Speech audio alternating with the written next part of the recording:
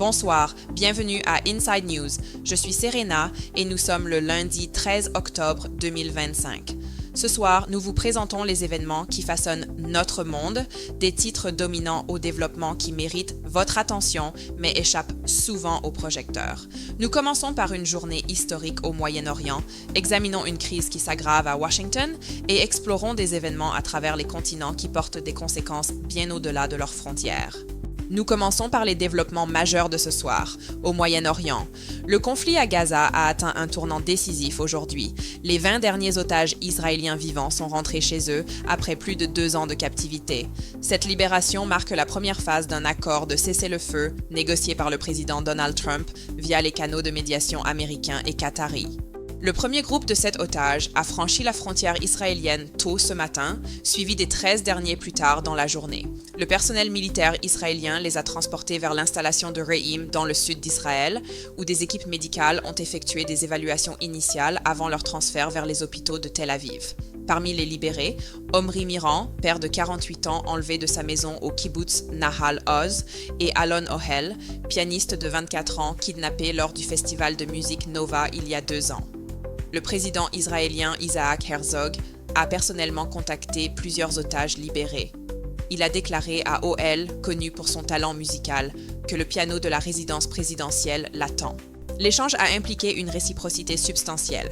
Israël a libéré 250 prisonniers palestiniens purgeant des peines à perpétuité, ainsi que 1718 détenus maintenus sans inculpation depuis le début du conflit le 7 octobre 2023. Des bus ont transporté les prisonniers vers Ramallah en Cisjordanie occupée et vers Gaza, où des foules massives se sont rassemblées. Les forces de sécurité palestiniennes ont maintenu l'ordre tandis que des équipes médicales se tenaient en prête. Les autorités israéliennes ont déployé des drones de surveillance au-dessus des lieux de libération, larguant des tracts avertissant contre les manifestations publiques de soutien aux organisations désignées. Le président Trump est arrivé en Israël cet après-midi et s'est adressé à la Knesset. Il a qualifié l'accord de triomphe incroyable pour Israël et le monde et a déclaré ce moment comme l'aube historique d'un nouveau Moyen-Orient. Son discours a souligné qu'Israël a gagné tout ce qui peut être gagné par la force des armes et doit maintenant traduire ses victoires en prix ultime de paix et de prospérité pour tout le Moyen-Orient. Le président de la Knesset, Amir Ohana, a présenté Trump comme le meilleur ami qu'Israël ait jamais eu à la Maison-Blanche. Une délégation américaine importante était présente, incluant le secrétaire à la défense Pete Hegseth, le secrétaire d'État Marco Rubio, le directeur de la CIA John Radcliffe, le conseiller principal Stephen Miller et Ivanka Trump, dont l'époux Jared Kushner a joué un rôle central dans la négociation du cessez-le-feu. L'activité diplomatique se poursuit ce soir en Égypte. Trump et le premier ministre israélien Benjamin Netanyahou rejoindront plus de 20 dirigeants mondiaux lors d'un sommet à Sharm el-Sheikh axé sur l'avenir de la gouvernance de Gaza. Le président égyptien Abdel Fattah el-Sisi a adressé une invitation personnelle à Netanyahou lors d'un appel téléphonique organisé avec Trump. Le président de l'autorité palestinienne, Mahmoud Abbas, sera également présent. Le président français Emmanuel Macron, arrivé plus tôt aujourd'hui, a annoncé que la France assumera un rôle spécial aux côtés de l'autorité palestinienne dans la gouvernance de Gaza et a déjà commencé les opérations de planification.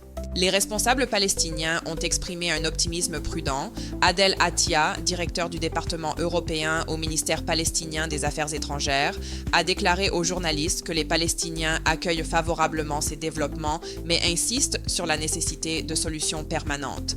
Il a appelé à la mise en œuvre d'une solution à 2 États, notant que près de 160 pays reconnaissent désormais ce cadre. Nous ne pouvons pas continuer à négocier indéfiniment, a affirmé Attia. Il est maintenant temps de mettre fin à ce cycle de violence par la mise en œuvre de la solution à 2 États. C'est la seule garantie pour la sécurité des Israéliens et des Palestiniens. Passons maintenant aux États-Unis. L'arrêt du gouvernement fédéral a atteint son 13e jour sans résolution visible. Ce qui a commencé le 1er octobre s'est transformé en impasse totale affectant des millions d'Américains et menaçant les opérations gouvernementales critiques. Le Sénat a rejeté les propositions de financement concurrentes pour la 7e fois jeudi avant de quitter Washington. Les législateurs ne reviendront pas avant mardi après-midi. La Chambre reste hors session, le président Mike Johnson ayant annulé les votes prévus pour demain. Cela prolonge l'absence de la Chambre basse de Washington, qui a commencé le 19 septembre lorsque la Chambre a voté pour la dernière fois. Le différend central porte sur des priorités concurrentes. Les républicains ont adopté une mesure provisoire le 19 septembre qui financerait les opérations gouvernementales aux niveaux actuels jusqu'au 21 novembre. Les démocrates du Sénat refusent de faire avancer ce projet sans négociation simultanée sur les subventions de la loi sur les soins abordables expirant en fin d'année. L'inscription ouverte commence le 1er novembre et les démocrates soutiennent que des millions de personnes font face à des primes montant en flèche sans action immédiate. Les républicains insistent pour que les démocrates fournissent d'abord les votes pour rouvrir le gouvernement avant toute négociation. La réalité mathématique aggrave l'impasse. Les républicains ont besoin d'au moins 5 démocrates supplémentaires pour atteindre le seuil de 60 votes nécessaires à l'adoption. Actuellement, 3 démocrates soutiennent la mesure républicaine. Ce nombre n'a pas bougé. Les conséquences humaines se multiplient quotidiennement. La Smithsonian Institution a fermé ses 19 musées et le Zoo national dimanche après avoir épuisé les réserves de financement de l'année précédente. Plusieurs aéroports ont signalé des retards de vol cette semaine en raison de pénuries de contrôleurs aériens. Les contrôleurs, classés comme travailleurs essentiels, continuent de travailler sans rémunération. Ils recevront des arriérés de salaire une fois l'arrêt terminé, mais la pression immédiate affecte les opérations à l'échelle nationale. Les familles militaires font face à une détresse aiguë. Les membres des forces armées manqueront les chèques de paie prévus pour le 15 octobre. La représentante Jennifer Keegan, républicaine de Virginie, a présenté une législation pour payer le personnel militaire, les employés civils et les entrepreneurs du département de la Défense pendant les interruptions de financement. Le projet de loi a attiré 150 co-sponsors, principalement républicains. La représentante Elise Stefanik de New York a rompu avec la direction républicaine jeudi, exigeant publiquement un vote en séance plénière sur le salaire militaire. Le président Johnson résiste, maintenant que la Chambre a rempli sa responsabilité en adoptant la mesure provisoire de septembre il y a 3 semaines. Une épouse de militaire du nord de la Virginie a lancé un appel émotionnel sur C-SPAN jeudi. S'identifiant comme Samantha, elle a parlé directement à Johnson de sa situation. Son mari sert dans l'armée et souffre de stress post-traumatique suite à 2 déploiements en Afghanistan. Elle a 2 enfants médicalement fragiles qui nécessitent des médicaments réguliers pour survivre. La famille vit de chèque de paie en chèque de paie, accablée par des dépenses médicales qui ont épuisé leur crédit. Si nous voyons une interruption de salaire le 15 octobre, mes enfants ne recevront pas les médicaments nécessaires pour vivre leur vie, a-t-elle déclaré. Mes enfants pourraient mourir. Vous pourriez arrêter cela.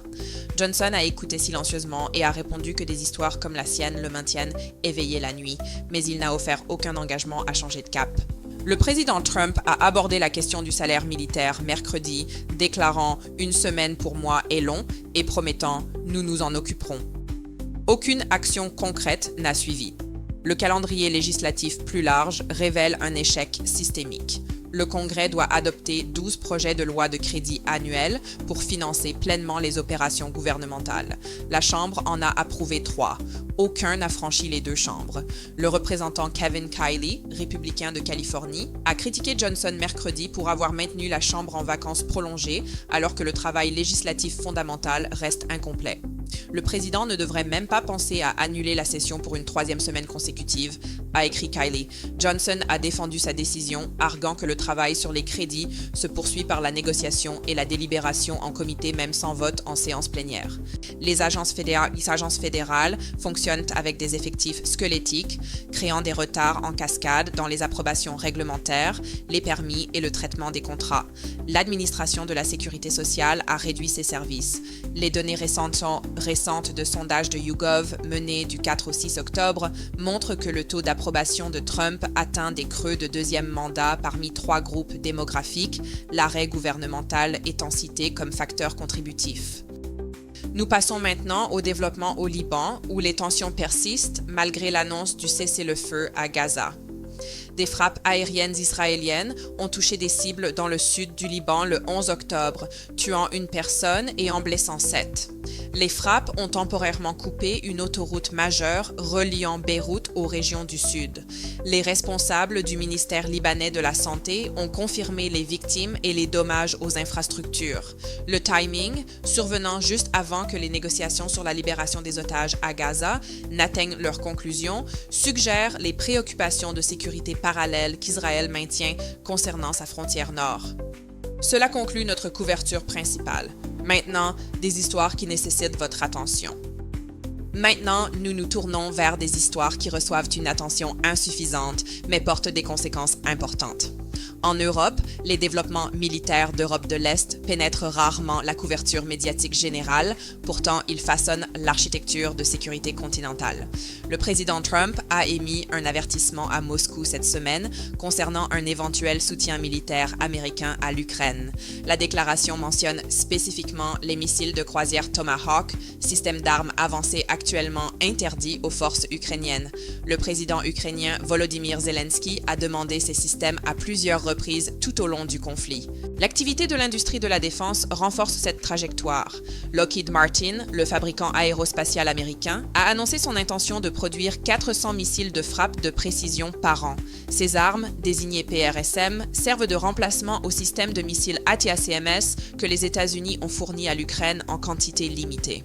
La montée en puissance de la production signale un engagement militaire à long terme indépendamment des développements diplomatiques. Également négligée aux États-Unis, une affaire de la Cour suprême examinant l'intersection entre la réglementation professionnelle et les droits constitutionnels. Le Colorado a mis en œuvre une loi sur l'orientation sexuelle et l'identité de genre il y a 6 ans, régissant la conduite des conseillers agréés. La législation restreint certaines approches thérapeutiques lorsque les conseillers travaillent avec des clients mineurs. L'affaire devant la Cour questionne si de tels conseils constituent un discours protégé ou une conduite professionnelle réglementable. Les juges ont entendu les arguments la semaine dernière. Les observateurs juridiques notent que la décision affectera les normes de licence professionnelle à l'échelle nationale, établissant un précédent pour la façon dont les États équilibrent les convictions individuelles des praticiens contre les statuts de protection des clients. L'affaire a reçu une attention médiatique minimale malgré son potentiel de remodeler la pratique du Conseil dans les 50 États. Les menaces environnementales méritent également une plus grande attention. Un système de tempête puissant menace l'Est des États-Unis. Les météorologues suivent son développement avec inquiétude, notant le potentiel de dommages et de perturbations importants. La trajectoire projetée de la tempête inclut des corridors urbains densément peuplés du Mid-Atlantique à travers la Nouvelle-Angleterre. Les agences de gestion des urgences ont émis des avis de préparation. Pourtant, la sensibilisation du public reste limitée par rapport à la gravité potentielle de la tempête. Poursuivons en Asie-Pacifique, où la compétition internationale de cricket se déroule avec des sous-courants géopolitiques souvent ignorés par le public général. La Coupe du monde féminine de cricket ICC présente des matchs qui transcendent le sport. Aujourd'hui, l'Afrique du Sud a affronté le Bangladesh avec la capitaine bangladaise Nigar Sultana remportant le tirage au sort et choisissant de battre en premier. Ces confrontations entre nations de contextes économiques et sociaux différents démontrent comment la compétition athlétique crée des espaces diplomatiques et des échanges culturels que les canaux gouvernementaux formels peinent à reproduire. Le cricket féminin en particulier défie les restrictions de genre traditionnelles dans les sociétés conservatrices, offrant une visibilité aux athlètes féminines dans des régions où de telles opportunités restent contestées. Le match test en cours entre le Pakistan et l'Afrique du Sud révèle des dynamiques similaires.